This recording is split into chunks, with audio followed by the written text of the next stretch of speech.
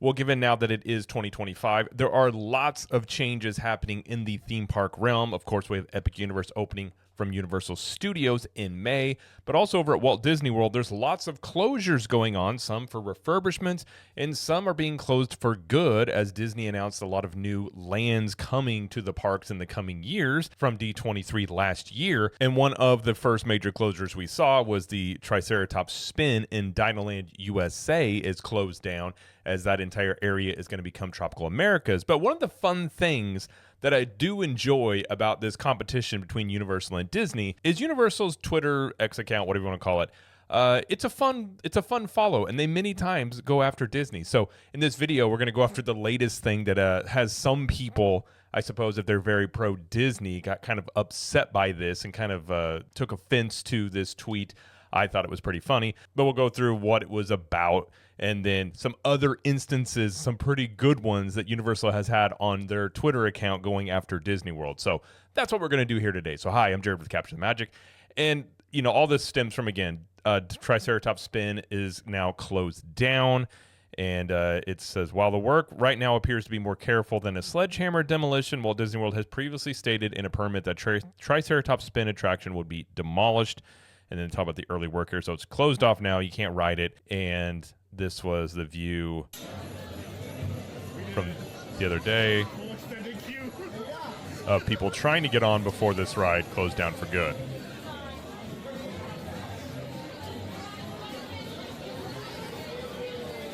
That is a lot of people in that area. I mean, I've never seen that many people in that area in Triceratops Spin, which happens when something goes to close down. Everybody rushes in to ride it. So obviously you had a lot of crowds wanting to ride it for the last time, but it very much is a very basic spinning ride, like a Dumbo attraction. There's nothing special about it.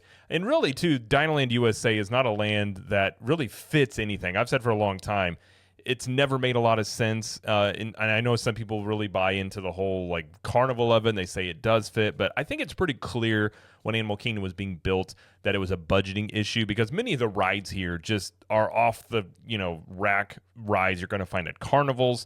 It has a carnival area to it, and it doesn't fit a Animal Kingdom type of theme park. But it did have its appeal. It was I'm not saying it wasn't a fun area, but it never really, even say back when this park was built, it didn't match the typical, at least at that time period, what you would expect from Disney's theming in terms of things that they would do. But this, land going away, obviously a lot of people I think are upset about Dinosaur, the ride, going away eventually, although that's going to be open all of 2025 at this point. So this is all shutting down in sections. So this is what paints the picture here for what Universal went at on social media about. And again, they do this a lot. So they had a tweet out and it said, if only there was a theme park with a dinosaur-themed area, rides, and dinos you can meet. Oh, wait. That's all it was. Funny, snarky, which is very typical of Universal's Twitter X account, whoever runs that or the team running that. They do this a lot. And again, you had some people taking a lot of offense to this for whatever reason. You got ParkMine, LMAO, Universal's Orlando's social media team is the best in the business. Somebody's upset. Coming from a place that got rid of Barney, I'd just keep quiet. Barney's not a real dinosaur, let's be honest. Universal to Disney right now. And then, of course, you have the wondering when you're going to grow out of this constant look, if I make fun of Disney, maybe people will like me phase. It's so classless and cringe. I think sometimes people get lost in the fact of like, it's just all in good fun. It's not like an outright insult. It's just very snarky. But again, it's the internet, and there are people that are unable to take jokes, but you're always going to find some of those. So, I mean, most people saw this, even if they were pro Disney, thought it was pretty funny. But again, this is not the first time that Universal has done this. So there's a few over the years that have been really, really good. So this one here, so there was a period of time when Disney, this was after COVID, this was whenever Chapek was CEO, where they limited people who could buy annual passes. They were trying to create false scarcity. So they had basically, I think it was 1 month, I don't remember the month now, when you could get an annual pass, and if you didn't have one, you couldn't get it. The only people that could continually have a season pass are people who renewed an active one that was about to expire. And Universal had a tweet By the way, this was in November, so it's like around Christmas time. Just said, "'Tis the season to give the gift of becoming a Universal Pass holder." And I believe this was around the whole thing with, I think Disney had just announced they were not on sale anymore and things like that. So again, subtle jabs here that they like to do. This one's pretty good. Obviously, they still have it, but they had for everybody the park reservation system. And then they said, reservations, where we're going, we don't need reservations. So obviously playing into Back to the Future, but also mocking the fact that Disney is forcing guests to use a park reservation system, which never was popular. And, they still, again, if you're an annual pass holder, they still have it, but they've largely moved away from it because people don't like it. Let's see, this one here, I thought this one's really good. So this one's referring to, it says, we tried it, 2 out of 10 for City Walk aesthetics. This is when Disney had Harmonious, I believe, but they had in the middle of the World Showcase at Epcot a large barge that just sat out there that just looked like I always called it the Stargate. It looked like any moment the Stargate was going to open, but it just looked like a giant metal structure that completely messed up all the aesthetics and the visuals that you would have of the World Showcase. And they're just basically mocking and making fun of Disney, saying, yeah, we tried it too, 2 out of 10 for the aesthetics. Obviously, a subtle jab at Disney. And you'll notice these aren't like overly aggressive. They're just very snarky and funny. And I think there's a lot of people, for whatever reason, get very upset with this. I think especially if they're pro-Disney. But this one here says, this was, okay, so this was around the time of the Star Cruiser. The Star Wars Star Cruiser hotel from Disney was announced, and the pricing was outrageous. Obviously, this hotel didn't even last a year. I think technically it was open longer than a year, but it was announced less than a year after opening that it was going to close down, and it was something like $5,500, if not, I can't remember the exact price, $5,000 some odd dollars per person for essentially like a 2-night stay here. Outrageously priced, obviously didn't last very long, and then they tweeted out and said, think of how many churros you could buy with that kind of money. And then along with the same thing when it came to the Star Cruiser. So to have a little context with this tweet here. So it says, get in, folks. We're going to Universal. Obviously, here a box truck with the Universal logo. What this is referring to is part of the Star Cruiser. They transported guests from the Star Cruiser into Galaxy's Edge and vice versa in this truck, which essentially looks like a box truck. Now, inside of it, it was themed to look like you're on some sort of space shuttle, and people never saw what they were getting into because they basically had a hallway that went right up to that door, and you would just go directly into it, kind of like getting onto an airplane. So people never saw the outside of it, but obviously, once people saw what this truck was, especially when you're paying $2,500 per night to stay in this type of hotel, the internet had a lot of fun with this because, well, it's kind of ridiculous, the pricing and the fact that you're riding around in a box truck. Now, I suppose you're on the inside, you wouldn't know the difference, but that is what that is stemming from. And so there's a long history here of Universal really taking jabs at Disney, and I think in a fun way. I enjoy it quite a bit because, again, I've talked about it before. I come from a sports background. I like a good fight. I don't like when major companies that are competitors try and act like they're not competitors. It's the same thing in sports. I don't necessarily like it when teams act like they really, really like each other. Like, you're supposed to not hate each other, but you're supposed to want to beat each other.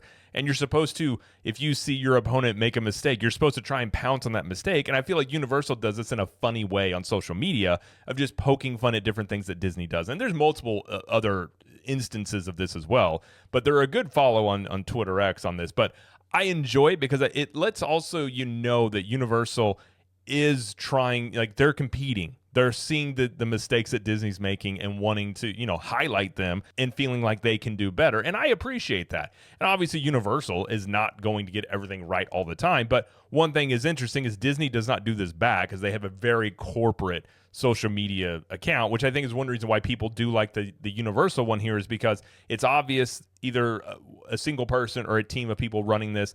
It's being funny, it's being snarky. You don't often see this from a big corporation. It's not like, Universal is a small company. I mean, they are owned by Comcast.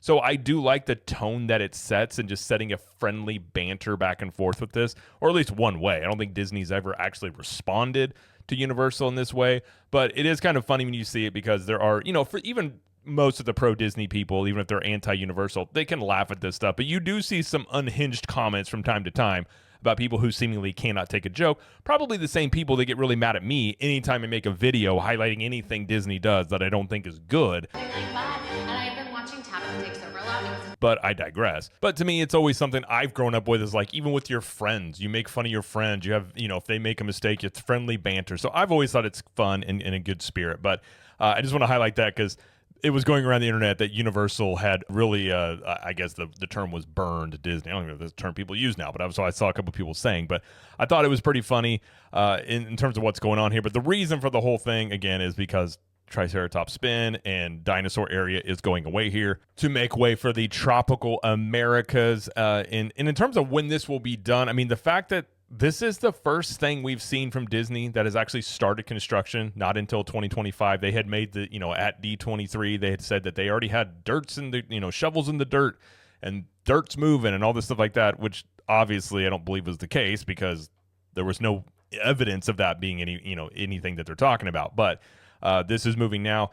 Given Disney's timeline with construction, I mean, they supposedly say I think they've said by 2027. And, you would assume this would be the first thing that would be done here, which would be this part of Triceratops Spin or in Dinoland USA here. I have a hard time believing this will be done by 2027. I've often said I don't think we see any of this done until 2028 and beyond. So I have to see how the construction here progresses. But obviously Animal Kingdom is going to be under some construction here as work on the things that Disney announced has begun, and Universal had some fun with it. I thought it was good, and obviously Universal feeling pretty confident right now, considering they have Epic Universe opening just in a few months now, and I think that they are very confident in knowing they're going to have a massive increase in their attendance, and we'll have to wait and see how this is going to affect Disney. Obviously, there's people that think Disney is going to be just fine, or they're going to see increase, and obviously there's people like myself who doubt that. I'm not saying it won't happen. I'm not going to be surprised one bit if Disney gets a pretty decent, significant hit to their attendance with Epic Universe being out there. I think I like it because it